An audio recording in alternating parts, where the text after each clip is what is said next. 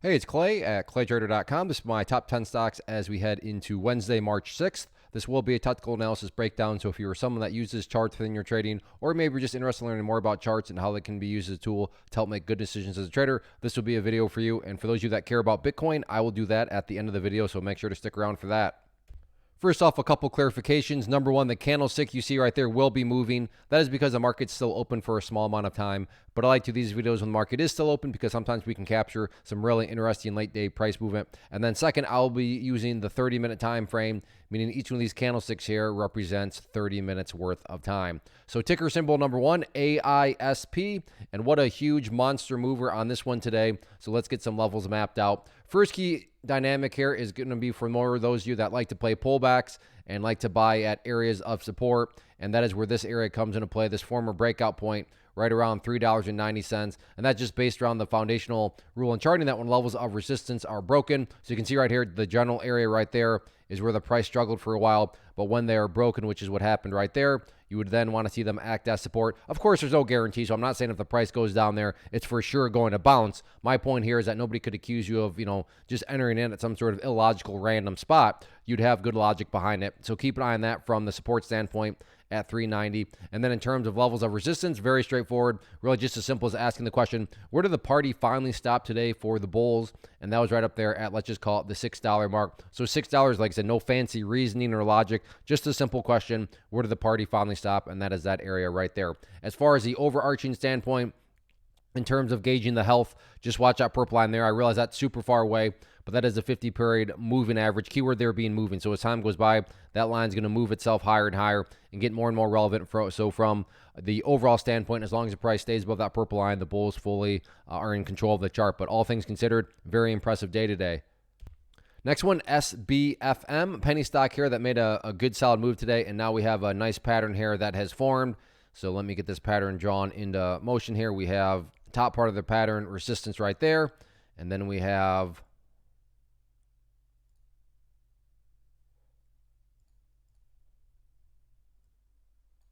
honestly, I thought that was going to be a better looking trend line.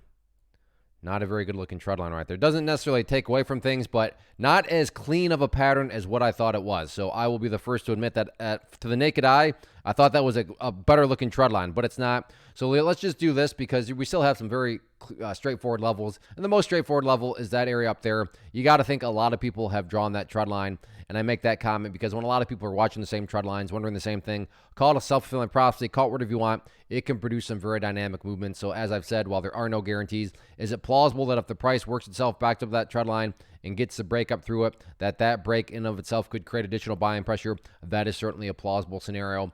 And then in terms of supports, what makes it nice is we have a nice little batching down here. We have that purple line, which you now know is the 50-period moving average. We have the pink line, the 200-period moving average. Not the same value, but definitely close to one another. So if there is a bigger pullback, that would definitely be a key area right there. So again, not quite as clean as a pattern as what I thought it was, but you still do have that clean area of resistance, which could serve as a breakout point entry. So keep an eye on that if you like penny stocks.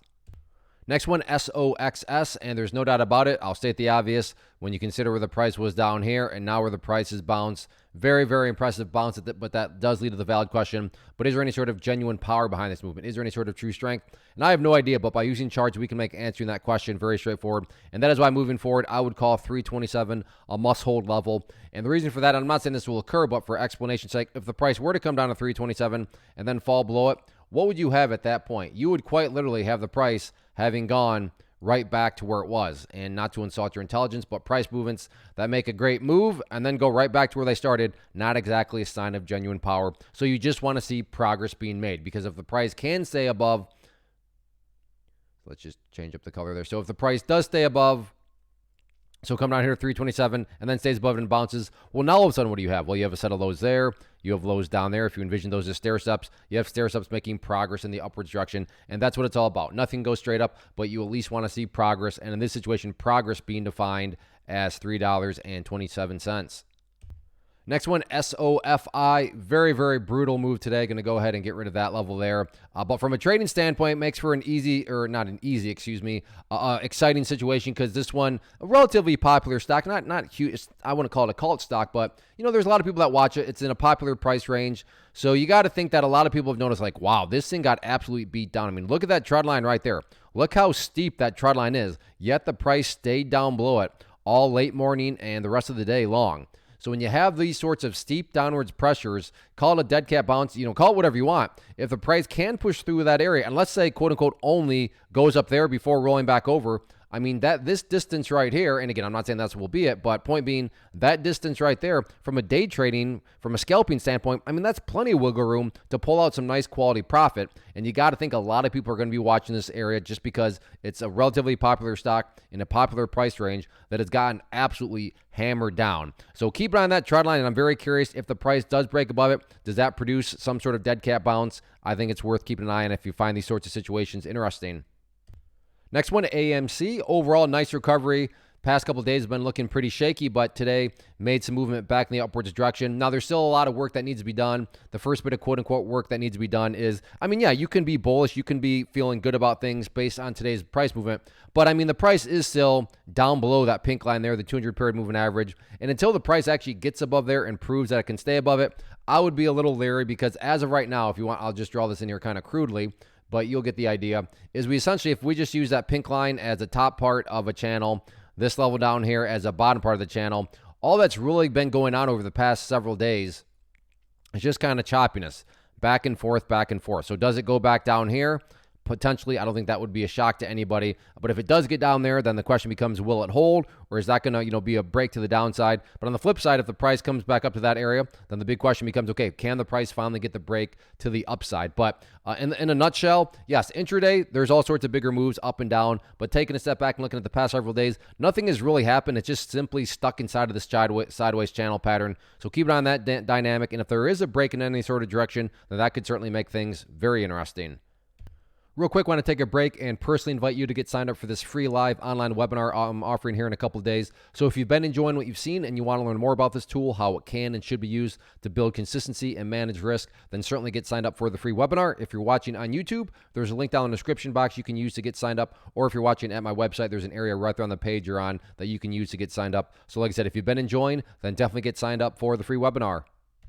Next one, TSLA Tesla, and another beat down today, no doubt about it. Going to go ahead and get rid of that level. First update comes about based on a foundational rule in charting, which states when levels of support are broken and closed below, they tend to act as resistance. So if there is any sort of bigger bounce in the upwards direction, a big key battleground will be right up there at the 186.65 mark. But in all actuality, before you even put too much emphasis on that, I think another level that, even if we want to just call it one of these self-fulfilling prophecy levels, that area right there, very distinct trend line. But what makes the chart interesting headed into tomorrow is, as you can see right here, the price is knocking on the door. So we get our initial question, can the price break above that trend line there? If it does that is a step in the right direction, but I wouldn't get overly excited because, again, you have this area of resistance, then you have the moving average resistances up here. But one hurdle at a time, one step at a time, and that's the near-term step. That's the near-term hurdle. Can the price break above that level? But then going just back to the idea of, trading, could you get, let's say it breaks here, goes up to there, and then just gets rejected back down. Well, still from a trading standpoint, that distance right there that it moved, there's plenty of opportunity in there to wiggle out some profit. So it's not like this thing has to make a full-blown reversal. Now, if you're some sort of bigger picture trader, maybe that's what you would want to see, but that's where everybody's a little bit different. So keep an eye on these couple dynamics. And then from a support standpoint, very straightforward. Ask yourself that basic question, where did the bleeding finally stop today? And it stopped down there at 177.50. So nothing fancy behind that, just, other than where did the bleeding stop? So 177.50, I would consider the key area of support. Next one, MARA, and more of a pullback on this one today. So I'm going to go ahead and get rid of that level up there and then make that first key update, which you now know when levels of support are broken and closed below, they tend to act as resistance. So any sort of bigger bounce in the upwards direction, key area of resistance is going to be at the $25 mark. So nothing fancy there. Now, the one thing to note is that there will be a higher priority level of resistance because that purple line there, that 50-period moving average, tomorrow that line will move down below the $25 level. And at that point, that'll take a higher priority in terms of areas of resistance. But yes, as I speak right now, because the purple line is still technically above 25, it's 25 and then the 50-period moving average. But tomorrow it'll eventually become the 50-period moving average and then 25. In terms of levels of support, got to squeeze things down here a little bit. We're at a very interesting spot. Actually, I take that back. It's basically broken below that area. Okay, so now we're at the gap close location right there at 2170, which is still relatively close. If you look back here, you can see that there was this gap. So now it's looking like it's trying to go for that gap close right there. Let me change the color on that. Right here is where I'm pointing at. And then as I zoom back in, just realize that that's where that green line is coming from. But yeah, 2170, definitely going to be a very key level to keep an eye on for you bearish people out there. I mean, you got yourself a nice little bear pennant pattern, but just because something's bearish doesn't mean for sure the price is going to go downwards. But if you are somebody that likes to play puts or what have you, or just short straight up, and you like bear pennants, you could keep an eye on it from that angle of things too.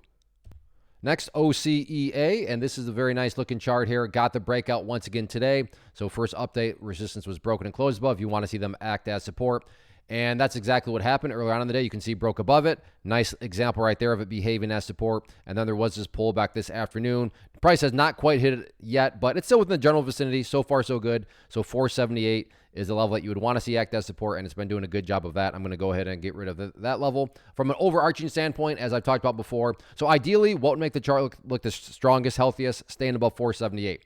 But from the big picture of things, as long as the price stays above that purple line as the line itself moves higher and higher, then overall the trend is fully in the bull's favor.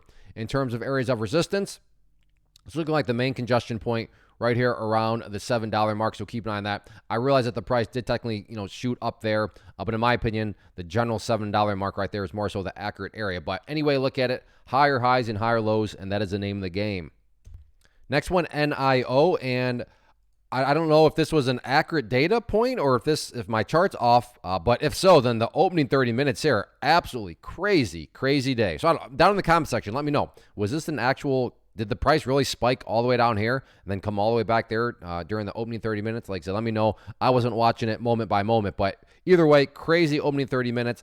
And really everything else is back to what I was talking about in the previous video in terms of levels of support and resistance. So in the previous video, I was talking about 530 being a key area of support. Given that the price is back inside of that range or above it, that would still be considered a level of support. I also talked about 555 here being a level of resistance. And given the price, you can see is still below that area, well, then it's still stuck in this little kind of sideways channel here that seems to be forming. So all things considered, absolutely crazy day.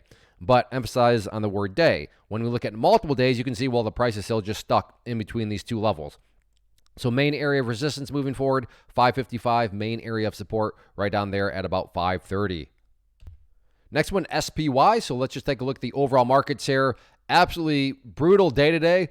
But on that same token, check out the last 30 minutes. And again, that's why I like to do these when the markets are still open. I mean, as I talk, this candle is trying to push higher and get very strong, or I should say stronger than what it's already been. So that's really my first question leading into tomorrow. Okay, is this the leading indicator that this downwards pressure is done and the bulls are back? Because there's any way to look at it, this is a very impressive candle. Now, if the price does decide to roll back over, so maybe this 30 minutes doesn't actually mean too much, then the next key area of support is essentially a double whammy of support. How so? Well, let me get it this level down here at these lows right there at 504.65. Because not that below the 504.65, that level there, maybe you already notice it. We have our good friend, the 200-period moving average. So it's essentially a double whammy of support. If anything, you can call this a support zone. So that means that there's a high likelihood that the price could very well bounce, and maybe that's what we're already witnessing. So the price never quite getting down to that area. But on the flip side, if the price does not hold above the support zone, that would be a relatively big red flag that, okay, it's looking like the bears are gaining that much more momentum. But point being is the price was down near that area, but after the 30 minutes got the big bounce up. But if the price does come back down, then yeah, that support zone there going to be very important. In terms of areas of resistance, if this price continues to bounce upwards, key area to watch, definitely going to be that purple line there, 50-period moving average. But yeah, no doubt about it. Very impressive final 30 minutes. We'll see if this momentum carries into Wednesday. So that wraps up the top 10 stocks, and I'll get to Bitcoin here in just a little bit. But for you stock traders out there, if you enjoyed what you saw, then definitely go get signed up for that class. It'll be Thursday, March 7th at 7 p.m. Eastern time. So I hope to see you there. For those of you that care about Bitcoin, let's talk about that chart. Now, one quick update here. We are no longer looking at the 30-minute time frame. We are looking at the 4-hour time frame, meaning each one of these candlesticks now represents 4 hours of time. And yeah, it was a rough past basically 24 hours. It had to happen at some point with a pullback. But the crazy thing is, as fast and deep, and I mean multiple thousands of points worth of a pullback, the price, as I speak, you can see, is still sitting right up there above that purple line, the 50-period moving average. And all things considered, I mean the price, and like, in fact, let me get this mapped out because this is going to be a key level of support moving forward.